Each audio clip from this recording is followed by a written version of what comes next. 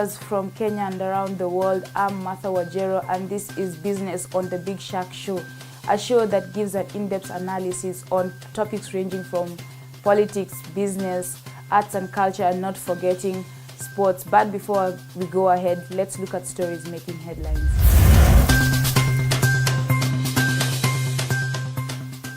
Kenya joins League of Oil Production Companies as Uhuru flags off first batch of oil from Turkana. Kenya officially joined the League of Oil Production Countries in Africa on Sunday, June 3rd, as President Uhuru Kenyatta flagged off his first batch of crude oil in Turkana County.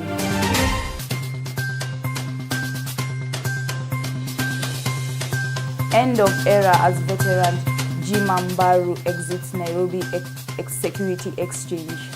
Veteran investment banker and businessman Jima Mbaru has retired as the director of the Nairobi Security Exchange. The leading brewer in East Africa, Mbaru announced that his retirement on Wednesday, May 30th, during which he also wished the remaining and incoming directors well.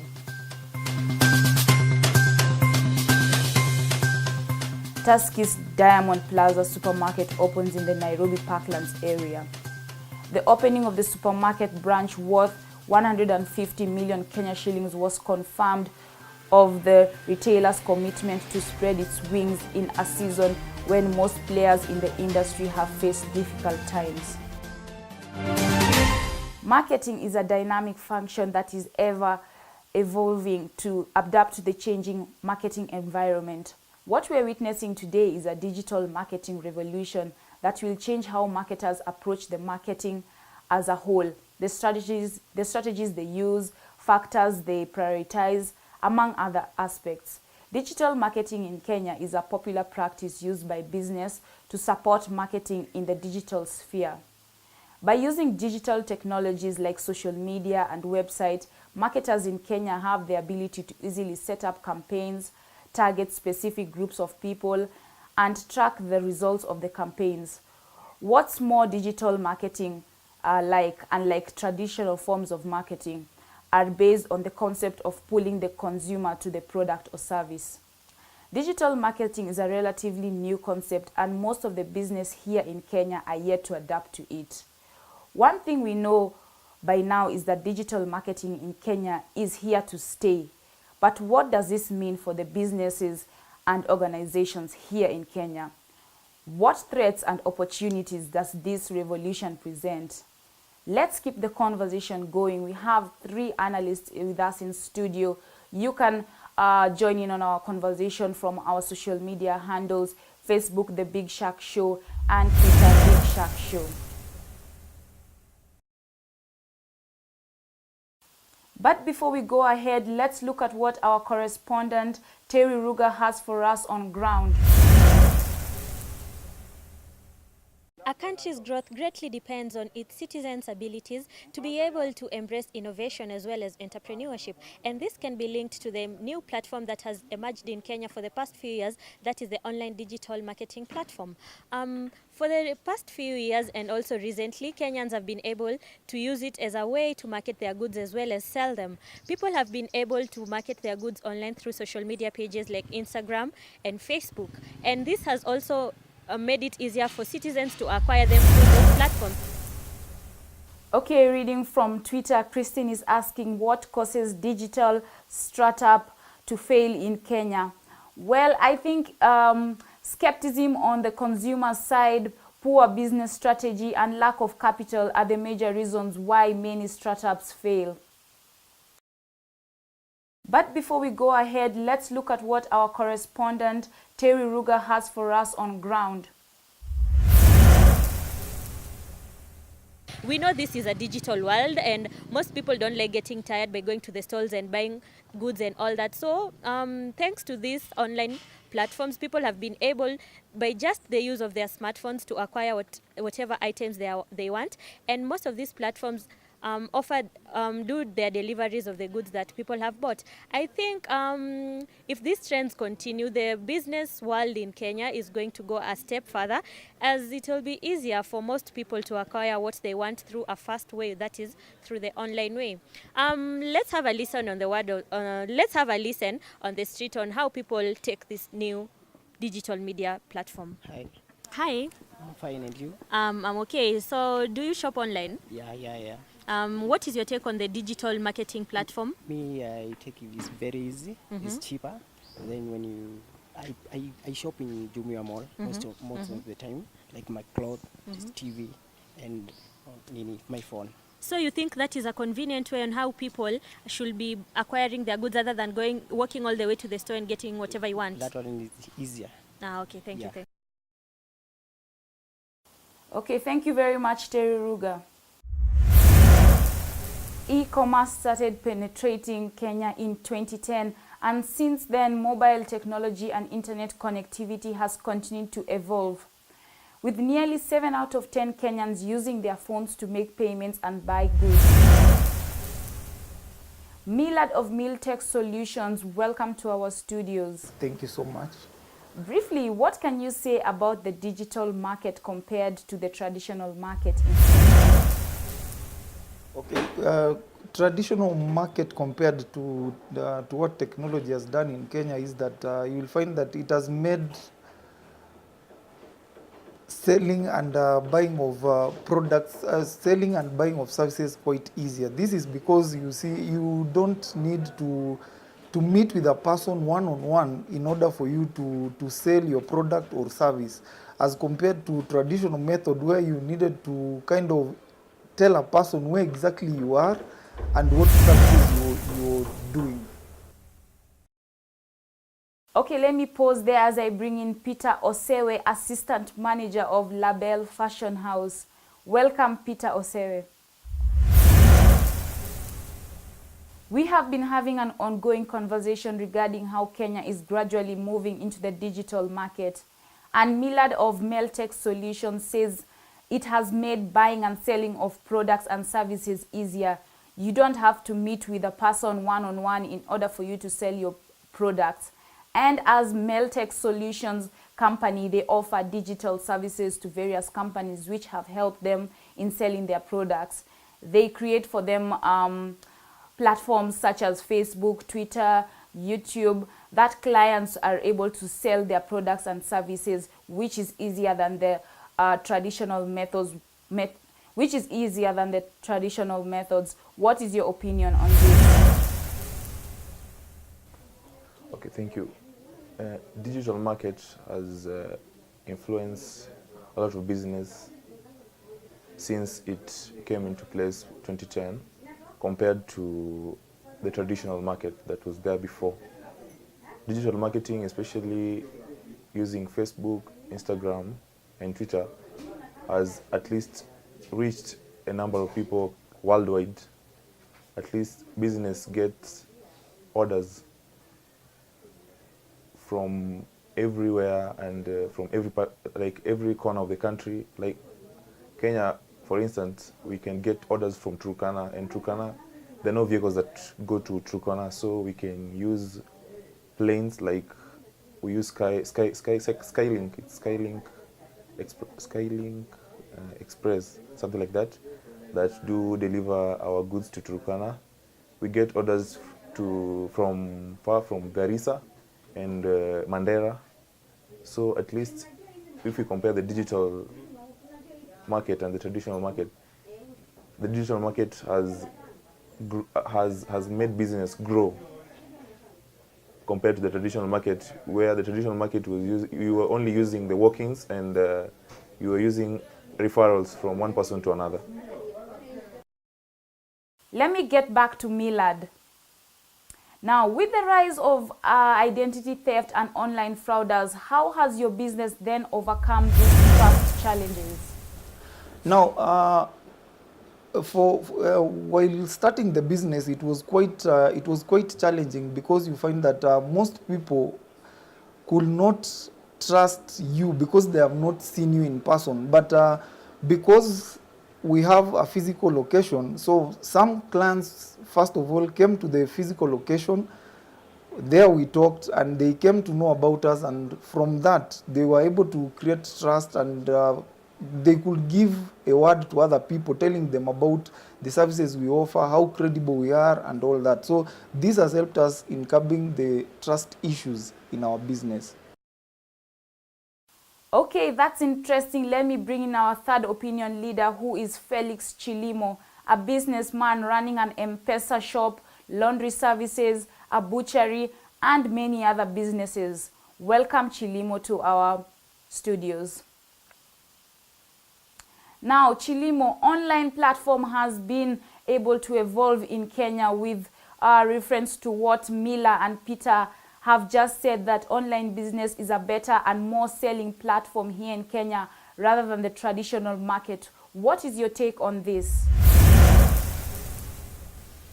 I wish to say that traditional market has been there with us for a long time, and it is slowly being taken over by digital platforms that are coming up with the use of phones and all that. So I would say that digital platforms is growing, and very soon it will be able to take over from a traditional online platform. Okay, now Peter Osewe, I see that Label Fashion House has 161,000 followers. Well, that is massive on Instagram. How can you compare the online sales with the traditional marketing of buyers coming to buy things at Label compared to how much people are ordering online? Definitely, digital market is doing better than the traditional market, because the digital market, like I said earlier, it reaches a lot of people compared to the traditional market, whereby like Label is located in Nairobi, only within Nairobi. We don't have branches like outside Nairobi. So when it's only traditional market, we could only reach the people within Nairobi. But due to the digital marketing, we have reached a lot of people countrywide, and our customer base and economy of scale has grown to a big size. Now the challenges that we face, one, we get, at times we get a lot of orders and we are overwhelmed, and compared to the stock that we might have approximated that will at least reach each and every client of ours, we find it overwhelming and we always run out of stock, or the orders are too much until we can't sustain the market.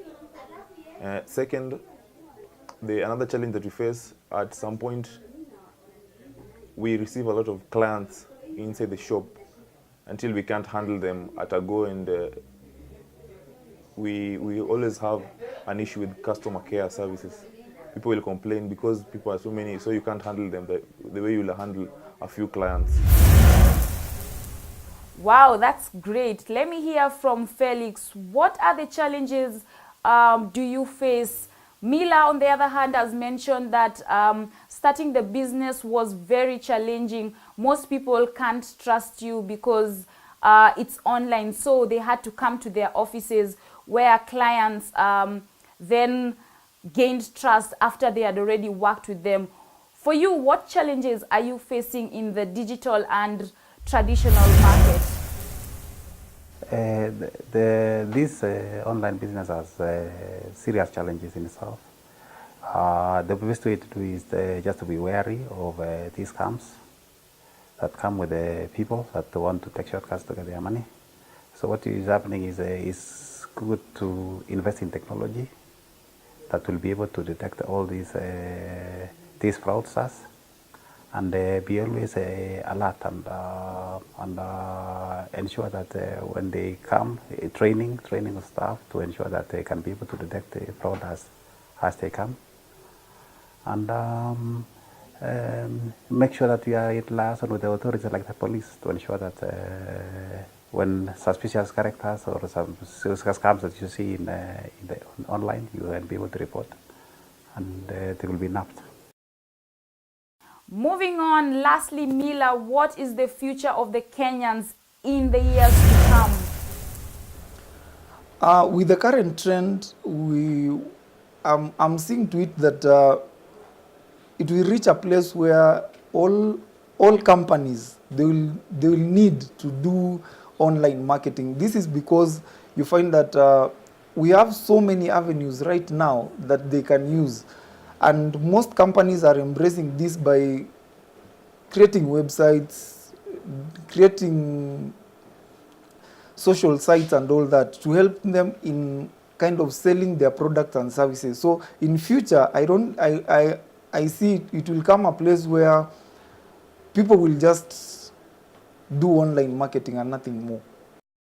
Okay, Mila, thank you very much for your time. Back to you, Peter. I see someone here on Twitter is asking that how has Label Fashion been able to rise with so many buyers in the recent months? And well, I think that's a very good question, because I too feel that Label has grown in such a very short period of time. Can you tell us what is the secret behind this? Basically, I can say we had the first move advantage. When the social media marketing came in, we had that first move advantage. So we got into the market and we started attracting and luring more clients to our pages. Then second, the marketing skills that our marketing department has is amazing one. We don't sleep, we don't get tired marketing our pages in Facebook and Instagram and on Twitter. That's impressive. Before we conclude, let me just ask Felix, where do you see our business sector in Kenya heading to? It's bright, and I see everything going to digital marketing platforms. Because what's happening is that the generation that are here now are digital savvy, and they'll want to do everything through the internet, the comfort of their homes, the comfort of their office. Okay, now Peter, what is your final say regarding the Kenyan business? The market has a bright future. As we can see, people are getting into online marketing. Even some people don't have shops, but they sell and at least make a living from it. So 5 years from now, it will be a very big step that the Kenyan market shall have made in digital marketing, especially not only within Kenya, but we should be having like marketing being done even to other continents like US, China. At least people will be ordering from China and they will not be having any problem to have their orders delivered.